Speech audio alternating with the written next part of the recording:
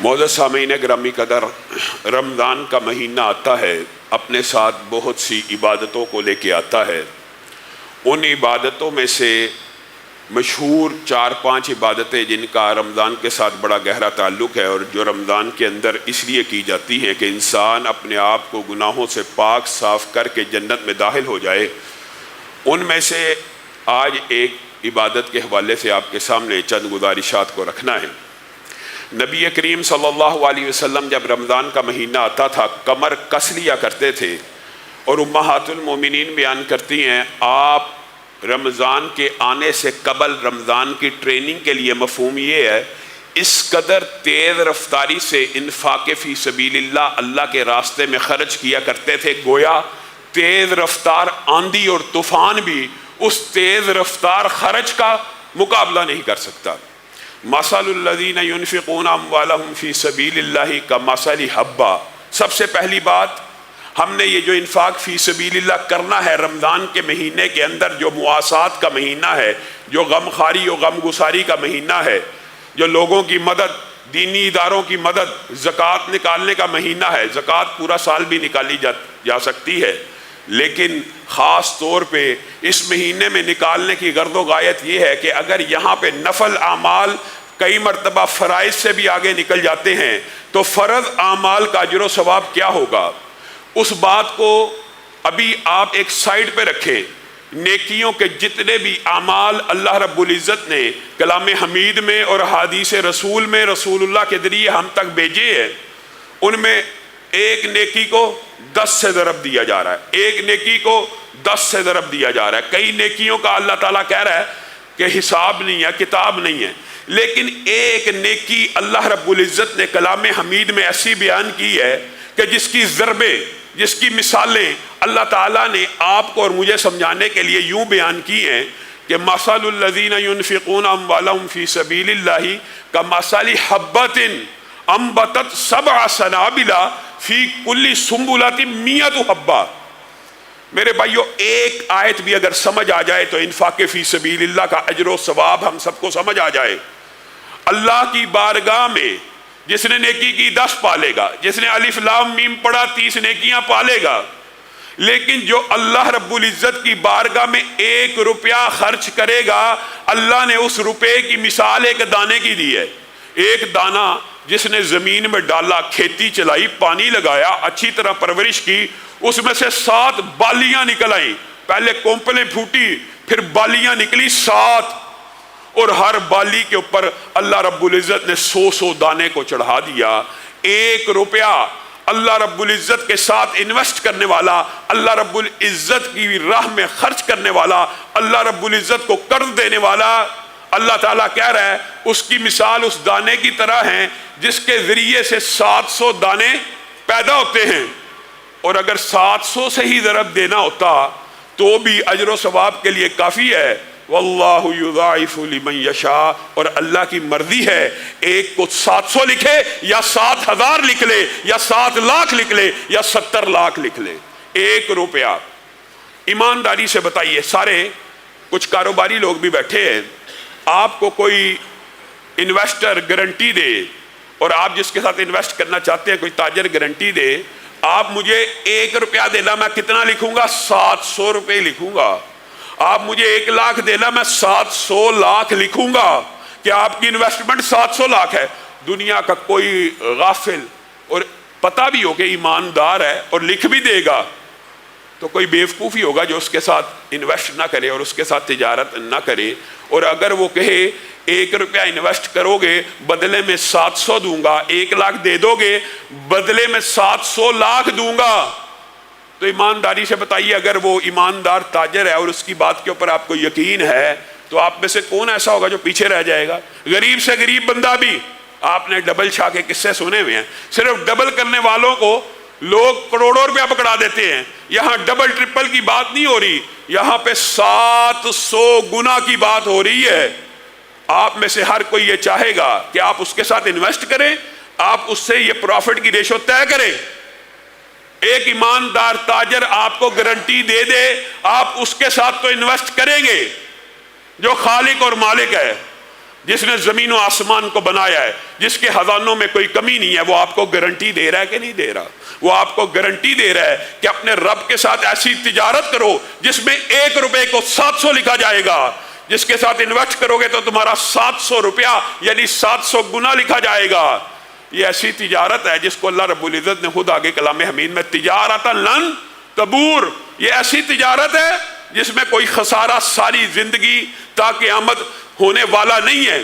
اور پھر اللہ رب العزت نے بھی سمجھانے کے لیے کوئی کسر نہیں چھوڑی، ان تقرضوا اللہ قرضا حسنا یضاعف لکم، اگر تم اللہ کو قرض دو گے، اللہ اکبر، دیا اللہ نے، پیسہ اللہ نے دیا، مال اللہ نے دیا، صلاحیتیں اللہ نے دی، ہاتھ اللہ نے دیے، دماغ سوچنے والا اللہ نے دیا، اور اللہ کہہ رہا ہے ان تقرضوا اللہ قرضا حسنا، اگر تم اس مال میں سے جو میں نے ہی دیا ہے مجھے ہی قرضہ دو گے، مجھے ہی قرضہ دو گے، یضاعف لکم، تمہارے لیے بڑھا چڑھا کے واپس کروں گا۔ اور اگر صرف یضاعف ہوتا تو کافی ہے، پچھلی آیت میں بھی گزر گیا، وَيَغْفِرْ لَكُمْ کی بھی بات اللہ رب العزت نے کر دی۔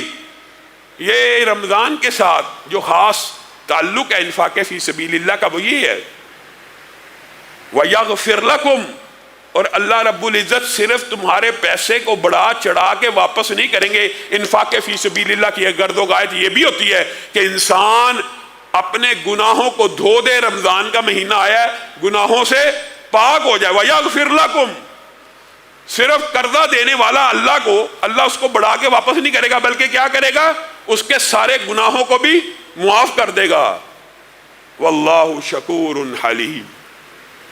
اور اللہ تعالیٰ نے آیت کے آخر میں جو بات کہہ دی ہے، آپ کو اور مجھے شرم کرنی چاہیے، واللہ شکور حلیم، اپنے رب کو قرضہ دینے والے، تیرا رب بڑا قدردان ہے، تیرا رب بڑا شکریہ ادا کرنے والا، اور شکر گزار تو بندے کو ہونا چاہیے۔ اللہ تعالیٰ کہہ رہا میں شکریہ ادا کرنے والا ہوں، میں بڑا قدردان ہوں، جو مجھے دے گا بڑھا کے واپس کروں گا، جو مجھے دے گا مغفرت کر دوں گا، گناہوں کو معاف کر دوں گا، جو مجھے دے گا وہ مجھے بڑا قدردان پائے گا، اور مجھے بڑا بردبار بھی پائے گا، نرم مزاج بھی پائے گا۔ گویا اسی لیے مفسرین اور محدثین نے لکھ دیا کہ اللہ کے غضب کو، قبر کی گرمی کو، حشر کی گرمی کو مٹانے والی اگر کوئی چیز ہے، اللہ کے غضب کو مٹانے والی کوئی چیز ہے تو صدقہ ہے، کیونکہ اللہ تعالیٰ بردبار بھی ہے اور قدردان بھی ہے۔ صحیح حدیث کے الفاظ ہیں، صحیح حدیث کے، کہ قبر کی آگ کو ٹھنڈا کرنے میں صدقے سے زیادہ مؤثر چیز کوئی نہیں ہے۔ الذین ينفقون اموالهم باللیل والنہار سرا وعلانیہ فلہم اجرہم عند ربہم ولا خوف علیہم ولا ہم یحزنون۔ صرف گناہ معاف نہیں کرے گا، صرف بڑھا کے واپس نہیں لٹائے گا، صرف بہت بڑا قدردان اور بردبار نہیں ہے، لا خوف علیہم ولا ہم یحزنون۔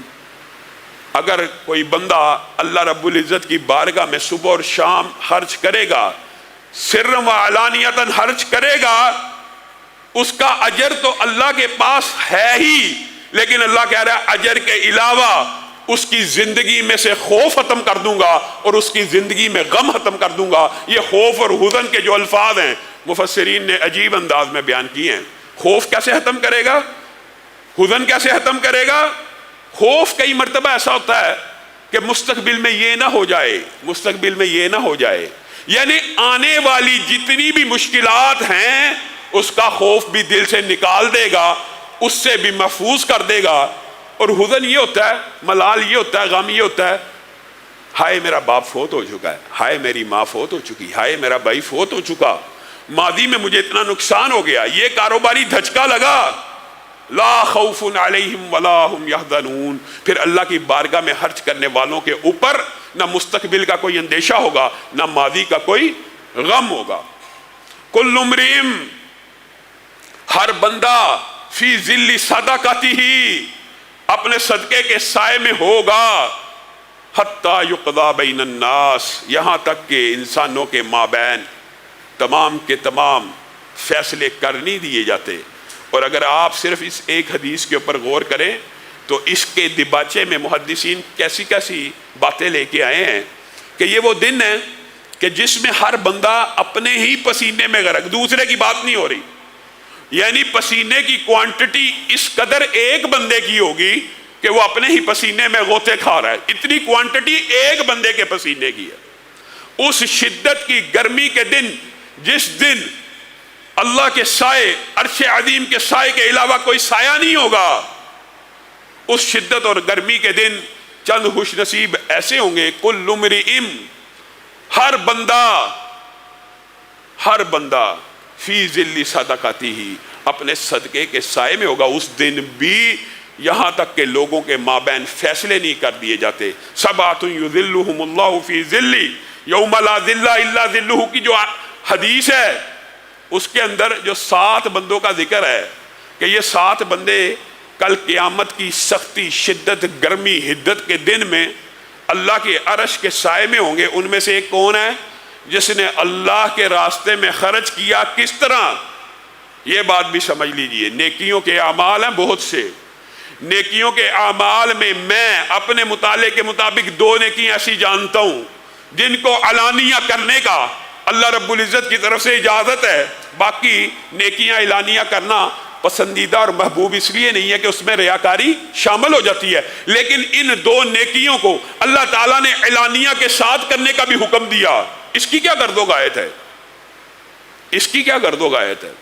اعلانیہ کرو، ہاں، تاکہ جب آپ انفاق فی سبیل اللہ کر رہے ہیں تو کوئی اور دیکھ رہا ہے، اس کے دل میں بھی خیال پیدا ہو۔ اور دوسری نیکی ذکر الہی ہے، اسی لیے رسول اللہ صلی اللہ علیہ وسلم نے فرما دیا، لا حسد، نہیں حسد کرنا مگر 2 کے، 2 سے حسد کیا جا سکتا ہے کہ وہ جس کو اللہ نے مال دیا اور صبح شام اللہ کے مال میں سے خرچ کر رہا ہے، ایک وہ جس کو قرآن دیا صبح شام تلاوت کر رہا ہے۔ گویا ذکر اللہ اور انفاق فی سبیل اللہ 2 ایسی نیکیاں ہیں کہ جن کو علانیہ کرنے کا بھی حکم موجود ہے، لیکن وہ 7 سائے والی حدیث میں الفاظ جو ہیں وہاں پہ ایک چیز اور ہے، ہاں اعلانیہ کرتے ہو تو کبھی کبھی خفیہ بھی کیا کرو، اس کو بھی عرش عظیم کا سایہ ملے گا، چاہے جس نے 1 روپیہ دائیں ہاتھ سے خرچ کیا ہو، لیکن اس عمدگی کے ساتھ، اس اخلاص نیت کے ساتھ، اس خواہش اور امید کے ساتھ کہ اللہ تعالیٰ بدلہ اور اجر دے گا، اور عمدگی اتنی ہے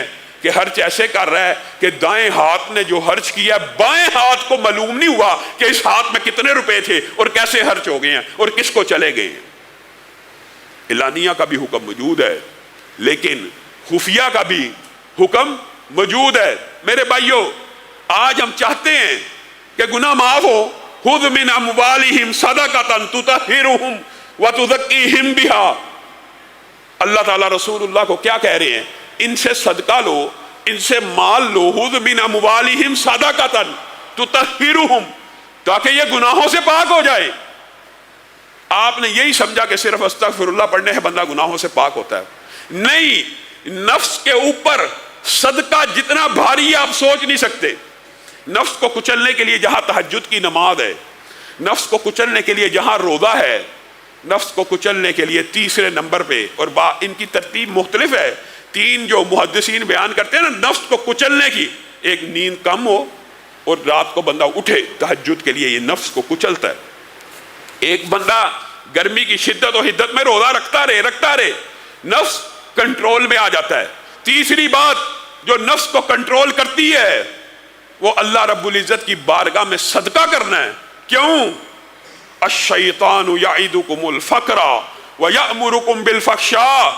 جب آپ 1 روپیہ خرچ کرنے لگتے ہیں، 1 روپیہ، صرف 1 روپیہ، تو شیطان آپ سے وعدے کرنے لگتا ہے، آپ کو آ کے کہنے لگتا ہے، او بچوں کی فیس، وہ بجلی کا بل، وہ سوئی گیس کی کا بل، وہ راشن والوں کے پیسے، وہ جنرل سٹور والوں کے پیسے، وہ سبزی والوں کے پیسے، وہ دودھ والوں کے پیسے۔ الشیطان یعدکم الفقر ویأمرکم بالفحشاء۔ حتیٰ کہ اللہ تعالیٰ نے یہ بھی کہہ دیا، جو انفاق فی سبیل اللہ نہیں کرتا، شیطان کے اس وسوسے میں آتا ہے، گویا وہ منکر کے راستے پہ چل پڑتا ہے۔ یعنی شیطان تم سے فقر و فاقے کا وعدہ کرتا ہے اور تمہیں برائی کا حکم دیتا ہے۔ گویا انفاق فی سبیل اللہ نہ کرنا برا رستہ ہے، تمہیں برائی کا حکم دیتا ہے۔ واللہ یعدکم مغفرۃ منہ، اور اللہ تم سے کس چیز کا وعدہ کرتا ہے؟ الشیطان یعدکم الفقر، شیطان تم سے فقر و فاقے کا وعدہ کر رہا ہے، اور اللہ کہہ رہا ہے کہ میں تم سے وعدہ کرتا ہوں مغفرت کا۔ معزز سامعین گرامی قدر، رمضان کا مہینہ آتا ہے، اپنے ساتھ بہت سی عبادتوں کو لے کے آتا ہے۔ ان عبادتوں میں سے مشہور 4-5 عبادتیں جن کا رمضان کے ساتھ بڑا گہرا تعلق ہے، اور جو رمضان کے اندر اس لیے کی جاتی ہیں کہ انسان اپنے آپ کو گناہوں سے پاک صاف کر کے جنت میں داخل ہو جائے، ان میں سے آج ایک عبادت کے حوالے سے آپ کے سامنے چند گزارشات کو رکھنا ہے۔ نبی کریم صلی اللہ علیہ وسلم جب رمضان کا مہینہ آتا تھا کمر کس لیا کرتے تھے، اور امہات المومنین بیان کرتی ہیں آپ رمضان کے آنے سے قبل رمضان کی ٹریننگ کے لیے، مفہوم یہ ہے اس قدر تیز رفتاری سے انفاق فی سبیل اللہ کے راستے میں خرچ کیا کرتے تھے، گویا تیز رفتار آندھی اور طوفان بھی اس تیز رفتار خرچ کا مقابلہ نہیں کر سکتا۔ مثل الذین ينفقون اموالهم فی سبیل اللہ کمثل حبہ، سب سے پہلی بات ہم نے یہ جو انفاق فی سبیل اللہ کرنا ہے رمضان کے مہینے کے اندر، جو مواسات کا مہینہ ہے، جو غم خاری و غم گساری کا مہینہ ہے، جو لوگوں کی مدد، دینی اداروں کی مدد، زکوٰۃ نکالنے کا مہینہ ہے۔ زکوٰۃ پورا سال بھی نکالی جا سکتی ہے، لیکن خاص طور پہ اس مہینے میں نکالنے کی غرض و غایت یہ ہے کہ اگر یہاں پہ نفل اعمال کئی مرتبہ فرائض سے بھی آگے نکل جاتے ہیں تو فرض اعمال کا اجر و ثواب کیا ہوگا، اس بات کو ابھی آپ ایک سائیڈ پہ رکھیں۔ نیکیوں کے جتنے بھی اعمال اللہ رب العزت نے کلام حمید میں اور حدیث رسول میں رسول اللہ کے ذریعے ہم تک بھیجے ہیں، ان میں ایک نیکی کو 10 سے ضرب دیا جا رہا ہے، ایک نیکی کو 10 سے ضرب دیا جا رہا ہے۔ کئی نیکیوں کا اللہ تعالیٰ کہہ رہا ہے کہ حساب نہیں ہے، کتاب نہیں ہے، لیکن ایک نیکی اللہ رب العزت نے کلام حمید میں ایسی بیان کی ہے کہ جس کی ضربیں، جس کی مثالیں اللہ تعالیٰ نے آپ کو اور مجھے سمجھانے کے لیے یوں بیان کی ہیں کہ مثل الذین ينفقون اموالهم فی سبیل اللہ کمثل حبۃ انبتت 7 سنابل فی کل سنبلۃ 100 حبہ۔ میرے بھائیو، ایک آیت بھی اگر سمجھ آ جائے تو انفاق فی سبیل اللہ کا اجر و ثواب ہم سب کو سمجھ آ جائے۔ اللہ کی بارگاہ میں جس نے نیکی کی 10 پالے گا، جس نے الف لام میم پڑھا 30 نیکیاں پالے گا، لیکن جو اللہ رب العزت کی بارگاہ میں 1 روپیہ خرچ کرے گا، اللہ نے اس روپے کی مثال ایک دانے کی دی ہے۔ ایک دانہ جس نے زمین میں ڈالا، کھیتی چلائی، پانی لگایا، اچھی طرح پرورش کی، اس میں سے 7 بالیاں نکل آئیں، پہلے کونپلیں پھوٹی، پھر بالیاں نکلی 7، اور ہر بالی کے اوپر اللہ رب العزت نے 100 دانے کو چڑھا دیا۔ 1 روپیہ اللہ رب العزت کے ساتھ انویسٹ کرنے والا، اللہ رب العزت کی راہ میں خرچ کرنے والا، اللہ رب العزت کو قرض دینے والا، اللہ تعالیٰ کہہ رہا ہے اس کی مثال اس دانے کی طرح ہے جس کے ذریعے سے 700 دانے پیدا ہوتے ہیں، اور اگر 700 سے ہی ضرب دینا ہوتا تو بھی اجر و ثواب کے لیے کافی ہے۔ واللہ یضاعف لمن یشاء، اور اللہ کی مرضی ہے ایک کو 700 لکھے یا 7000 لکھ لے یا 7 لاکھ لکھ لے یا 70 لاکھ لکھ لے۔ 1 روپیہ، ایمانداری سے بتائیے، سارے کچھ کاروباری لوگ بھی بیٹھے ہیں، آپ کو کوئی انویسٹر گارنٹی دے، اور آپ جس کے ساتھ انویسٹ کرنا چاہتے ہیں کوئی تاجر گارنٹی دے، آپ مجھے 1 روپیہ دینا، میں کتنا لکھوں گا؟ 700 روپے لکھوں گا۔ آپ مجھے 1 لاکھ دینا، میں 700 لاکھ لکھوں گا کہ آپ کی انویسٹمنٹ 700 لاکھ ہے۔ دنیا کا کوئی غافل اور پتہ بھی ہو کہ ایماندار ہے اور لکھ بھی دے گا تو کوئی بیوقوفی ہوگا جو اس کے ساتھ انویسٹ نہ کرے اور اس کے ساتھ تجارت نہ کرے۔ اور اگر وہ کہے 1 روپیہ انویسٹ کرو گے بدلے میں 700 دوں گا، 1 لاکھ دے دو گے بدلے میں 700 لاکھ دوں گا، تو ایمانداری سے بتائیے اگر وہ ایماندار تاجر ہے اور اس کی بات کے اوپر آپ کو یقین ہے تو آپ میں سے کون ایسا ہوگا جو پیچھے رہ جائے گا؟ غریب سے غریب بندہ بھی، آپ نے ڈبل شاہ کے قصے سنے ہوئے ہیں، صرف ڈبل کرنے والوں کو لوگ کروڑوں روپیہ پکڑا دیتے ہیں۔ یہاں ڈبل ٹرپل کی بات نہیں ہو رہی، یہاں پہ 700 گنا کی بات ہو رہی ہے۔ آپ میں سے ہر کوئی یہ چاہے گا کہ آپ اس کے ساتھ انویسٹ کریں آپ اس سے یہ پروفٹ کی ریشو طے کریں. ایک ایماندار تاجر آپ کو گارنٹی دے دے آپ اس کے ساتھ تو انویسٹ کریں گے جو خالق اور مالک ہے، جس نے زمین و آسمان کو بنایا ہے، جس کے خزانوں میں کوئی کمی نہیں ہے. وہ آپ کو گارنٹی دے رہا ہے کہ نہیں دے رہا؟ وہ آپ کو گارنٹی دے رہا ہے کہ اپنے رب کے ساتھ ایسی تجارت کرو جس میں 1 روپے کو 700 لکھا جائے گا. جس کے ساتھ انویسٹ کرو گے تو تمہارا 700 روپیہ یعنی 700 گنا لکھا جائے گا. یہ ایسی تجارت ہے جس کو اللہ رب العزت نے خود آگے کلام حمید میں تجارت لن تبور، یہ ایسی تجارت ہے جس میں کوئی خسارہ ساری زندگی تا قیامت ہونے والا نہیں ہے. اور پھر اللہ رب العزت نے بھی سمجھانے کے لیے کوئی کسر نہیں چھوڑی.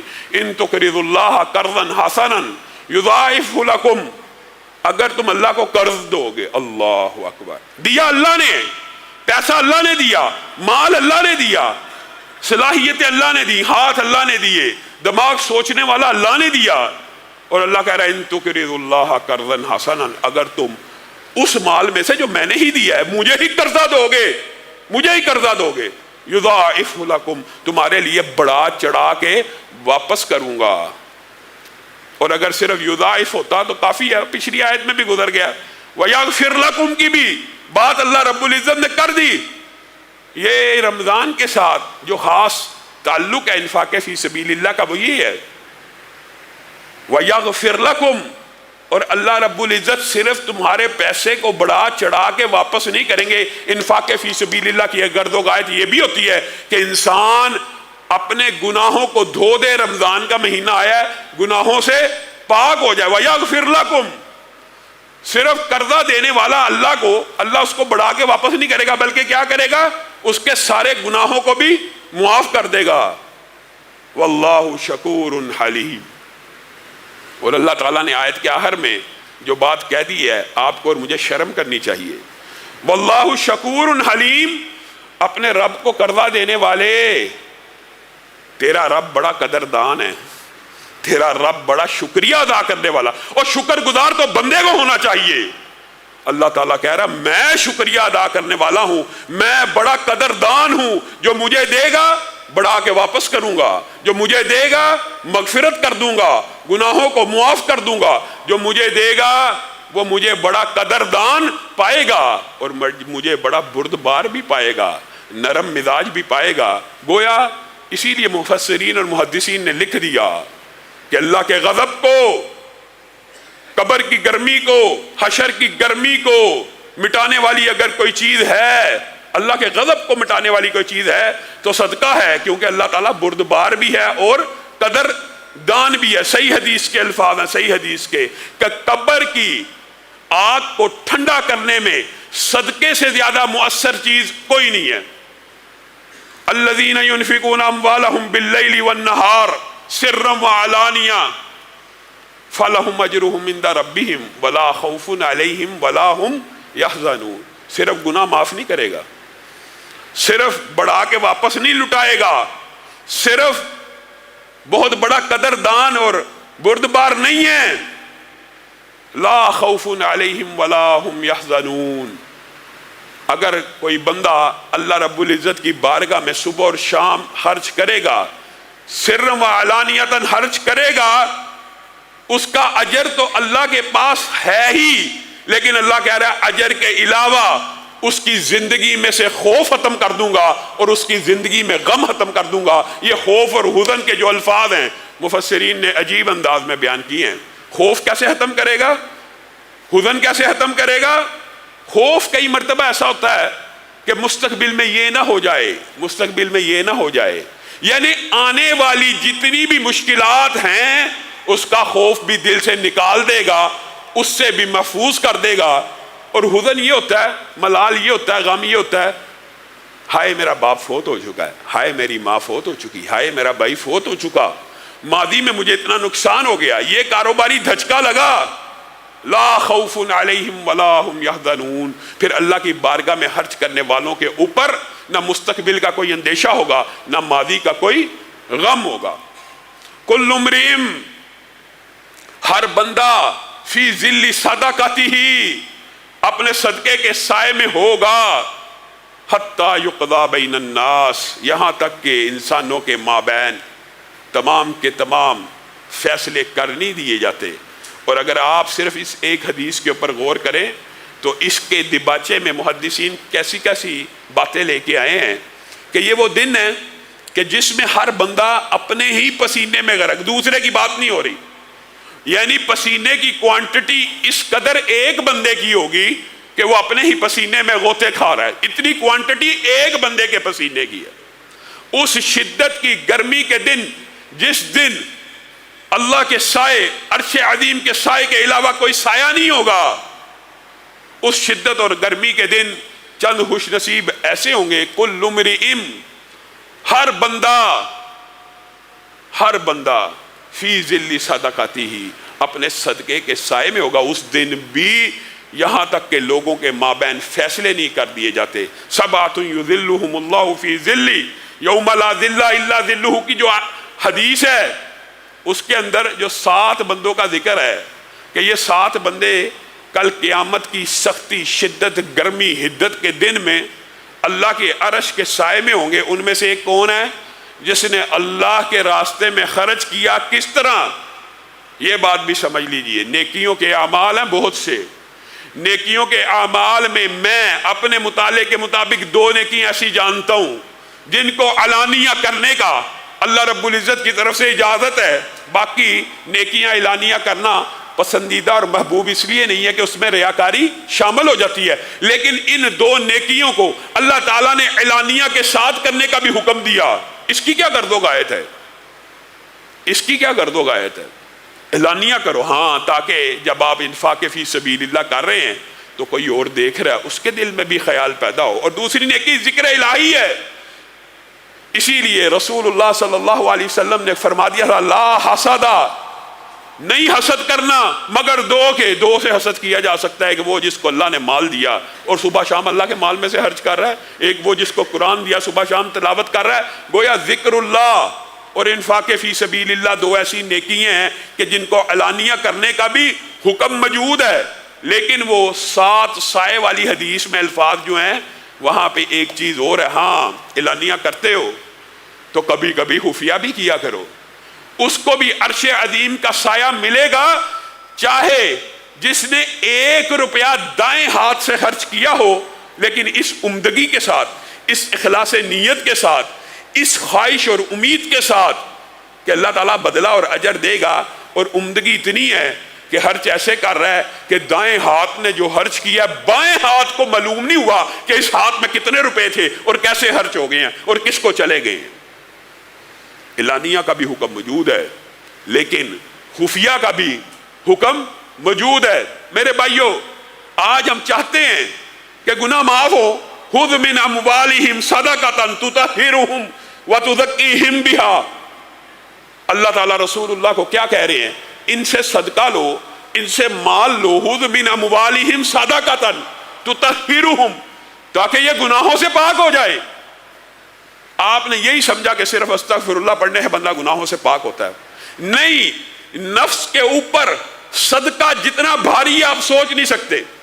نفس کو کچلنے کے لیے جہاں تہجد کی نماز ہے، نفس کو کچلنے کے لیے جہاں روزہ ہے، نفس کو کچلنے کے لیے تیسرے نمبر پہ، اور ان کی ترتیب مختلف ہے، 3 جو محدثین بیان کرتے ہیں نا نفس کو کچلنے کی، ایک نیند کم ہو اور رات کو بندہ اٹھے تہجد کے لیے، یہ نفس کو کچلتا ہے۔ ایک بندہ گرمی کی شدت و حدت میں روزہ رکھتا رہے، نفس کنٹرول میں آ جاتا ہے۔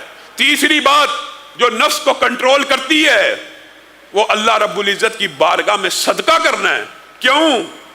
الشیطان یعدکم الفقر ویأمرکم بالفحشاء۔ جب آپ 1 روپیہ خرچ کرنے لگتے ہیں، 1 روپیہ، صرف 1 روپیہ، تو شیطان آپ سے وعدے کرنے لگتا ہے، آپ کو آ کے کہنے لگتا ہے او بچوں کی فیس، وہ بجلی کا بل، وہ سوئی گیس کی کا بل، وہ راشن والوں کے پیسے، وہ جنرل سٹور والوں کے پیسے، وہ سبزی والوں کے پیسے، وہ دودھ والوں کے پیسے۔ الشیطان یعدکم الفقر ویأمرکم بالفحشاء۔ حتیٰ کہ اللہ تعالیٰ نے یہ بھی کہہ دیا جو انفاق فی سبیل اللہ نہیں کرتا، شیطان کے اس وسوسے میں آتا ہے، گویا وہ منکر کے راستے پہ چل پڑتا ہے۔ یعنی شیطان تم سے فقر و فاقے کا وعدہ کرتا ہے اور تمہیں برائی کا حکم دیتا ہے۔ گویا انفاق فی سبیل اللہ نہ کرنا برا رستہ ہے، تمہیں برائی کا حکم دیتا ہے۔ واللہ یعدکم مغفرۃ منہ، اور اللہ تم سے کس چیز کا وعدہ کرتا ہے؟ الشیطان یعدکم الفقر، شیطان تم سے فقر و فاقے کا وعدہ کر رہا ہے، اور اللہ کہہ رہا ہے کہ میں تم سے وعدہ کرتا ہوں مغفرت کا اور فضل کا۔ اب بتاؤ کس کا وعدہ سچا ہے اور کس کا وعدہ جھوٹا ہے؟ اللہ کے اوپر اعتماد اور یقین نہیں ہے، ایک کو 700 کر کے لٹائے گا، ایسی تجارت جس میں کوئی خسارہ نہیں ہوگا، ایسا عمل جس کا بدلہ صرف مغفرت ہی مغفرت ہوگی۔ اور آپ کو شیطان نے جو فقر و فاقہ کا دھوکہ دے دیا، اللہ کی قسم، رسول اللہ قسم نہ بھی کھائیں، اللہ قسم نہ بھی کھائے، ان دو ہستیوں کی بات سے زیادہ سچی بات کسی کی نہیں ہو سکتی۔ ومن اصدق من اللہ قیلا، اللہ سے زیادہ سچی بات بھی کسی کی ہو سکتی ہے کیا؟ رسول اللہ صلی اللہ علیہ وسلم سے زیادہ پکی بات بھی کسی کی ہو سکتی ہے؟ اللہ مغفرت کا وعدہ کر رہا ہے، اللہ کہہ رہا ہے مال دو پاک کر دوں گا، اللہ کہہ رہا ہے مال دو گناہوں کو ختم کر دوں گا۔ وجہ کیا ہے؟ شیطان کے وسوسے ہیں، شیطان انسان کو عجیب و غریب طریقے سے اس نیکی سے روکتا ہے۔ وجہ کیا ہے؟ آپ صرف اس حدیث کے اوپر غور کریں۔ نماز کے اندر ایک شیطان مختص ہے جو انسان کو وسوسے ڈالتا ہے، مختلف برائیوں کے لیے مختلف شیاطین مختص ہیں، لیکن صدقہ اتنی بڑی نیکی ہے، اتنی بڑی نیکی ہے، اتنی بڑی نیکی ہے کہ صرف بندہ مومن جب جیب سے 1 روپیہ، 10 روپے کی بات نہیں، 100 روپے کی، 1000 لاکھ نہیں، 1 روپیہ بھی نکالتا ہے، یعنی کم تر چیز کا بھی صدقہ کرنے کے لیے جیب میں ہاتھ ڈالتا ہے، تو اس کے مقابلے میں ایک شیطان نہیں آتا، اس کو گمراہ کرنے کے لیے 2 نہیں آتے، 10 نہیں آتے، 20 نہیں آتے۔ حدیث کے الفاظ ہیں کہ 70 شیاطین بیک وقت اس کے اوپر حملہ آور ہو جاتے ہیں، اور 70 شیاطین جب حملہ آور ہو تو 70 سوچے تو پیدا ہوں گی نا، میں نے فلاں پلاٹ لیا ہوا ہے، میں نے فلاں کی پیمنٹ کرنی ہے، میں نے فلاں بل دینا ہے۔ 70 شیاطین بیک وقت حملہ کرتے ہیں اور اس کو روکتے ہیں۔ وجہ کیا ہے؟ کیونکہ ان کو پتہ ہے یہ 1 روپیہ اجر و ثواب میں اتنا بھاری ہے کہ ہو سکتا ہے کل قیامت کے دن یہی 1 روپیہ جنت میں داخلے کا سبب بن جائے۔ 70 شیاطین حملہ کر رہے ہیں، اور حدیث کے جو اگلے الفاظ ہیں وہ بھی عجیب ہیں۔ جب وہ بندہ نکال کے خرچ کر دیتا ہے تو ان 70 کے 70 شیاطین کے جبڑوں کو توڑ دیتا ہے، وہ ناکام اور نامراد ہو کے چلے جاتے ہیں۔ ما نقصت صدقۃ من مال، رسول اللہ آپ سے جھوٹ بول رہے ہیں، معاذ اللہ، آپ کو یقین نہیں ہے۔ کئی مرتبہ انسان جب یہ احادیث پڑھتا ہے تو دل کرتا ہے کہ ابلاغ اسی طرح ہو جس طرح رسول اللہ چاہتے ہیں اور اللہ چاہتا ہے۔ اللہ کی قسم، تیرے پاس کل جائیداد اگر 1 کروڑ بھی ہے، تو 1 کروڑ کا 1 کروڑ بھی اللہ کے راستے میں خرچ کر دے گا۔ ما نقصت صدقۃ من مال، اللہ کی قسم یہ صدقہ تیرے مال کو کم نہیں کرے گا بلکہ بڑھاتا چڑھا جائے گا۔ اللہ کے رسول تو یہ چاہتے ہیں، اور اللہ تعالیٰ خود حدیث قدسی میں انفق علیک، اے ابن آدم خرچ کر، خرچ کر، خرچ کر تاکہ میں تیرے اوپر خرچ کروں۔ اور یہ صرف رمضان کے ساتھ حدیث رمضان کے لیے مختص نہیں ہے، یہ حدیث ہر دن کے لیے، اور یہ حدیث بھی صحیح ہے۔ میرے بھائیوں، ہم نے اس نیکی کو بڑا چھوٹا سمجھا ہوا، اور ہم اس نیکی سے غافل ہیں، اور ہم اس نیکی کی عظمت اور قدر و منزلت کو بھول چکے ہیں۔ آسمان سے ہر روز 2 فرشتے نازل ہوتے ہیں، ہر روز، یہ رمضان کی بات نہیں ہے۔ ایک فرشتہ آسمان سے اترتا ہے اور کہتا ہے اللہ رب العزت جو تیرے راستے میں خرچ کر رہا ہے اس کو اور زیادہ دے تاکہ وہ اور زیادہ خرچ کر سکے۔